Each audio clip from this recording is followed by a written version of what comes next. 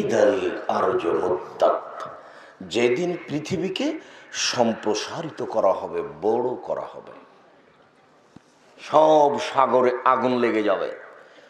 সাগরের নিচে আগুন আছে, সব ফুটে উঠবে, সাগরের পানি শেষ হয়ে যাবে, সব জমি সমতল হয়ে যাবে।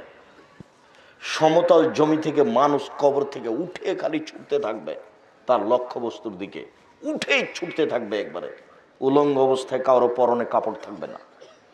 ইহশারুন নাস ইয়াউমাল কিয়ামা হুফাতান উরাতান গুরলা, বিচারের মাঠে প্রত্যেকে একাত্রিত করা হবে খালি পায়ে, উলঙ্গ অবস্থায়, খাতনাবিহীন। কারো খাতনা দেওয়া, খাতনা বুঝেন কি?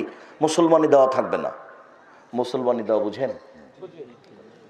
কারো খাতনা দেওয়া থাকবে না, মুসলমানি দেওয়া থাকবে না, মুসলমানি বিহীন, পরনে কাপড় থাকবে না, পায়ে জুতা স্যান্ডেল থাকবে না, উলঙ্গ অবস্থায় সবাই খালি ছুটে যাবে।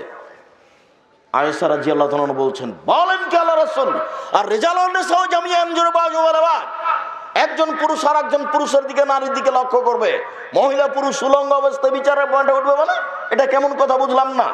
তখন আল্লাহ রাসূল বলছেন, আয়েশা আলামর আসাদু মিন যালিকা ইয়ানজুরবাজু ওয়ালাবাদ, বলো কি তুমি আয়েশা, মানুষ মানুষের দিকে তাকিয়ে দেখবে, মানে মানুষের বুদ্ধি বিবেক থাকবে না, কে পুরুষ কে নারী, কে কেমন হয়ে আছে এরকম দেখার মতো কোনো বুদ্ধি থাকবে না আয়েশা। তার নাম বিচারের মাঠ।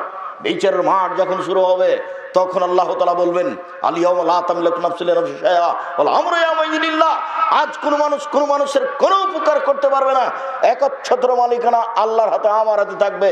সেই দিন তিনি বলবেন, আইনাল জাব্বার আইনাল মুতাকাব্বির, স্বৈরাচারী স্বেচ্ছাচারী অহংকারী বদমেজাজের কোথায়? মালিকুল আমলাক, আমি হচ্ছি রাজাধিরাজ। এটা বিচারের সূচনা। সবসময় তিনি রহমান নাম, তার আর একটা নাম আছে কাহার।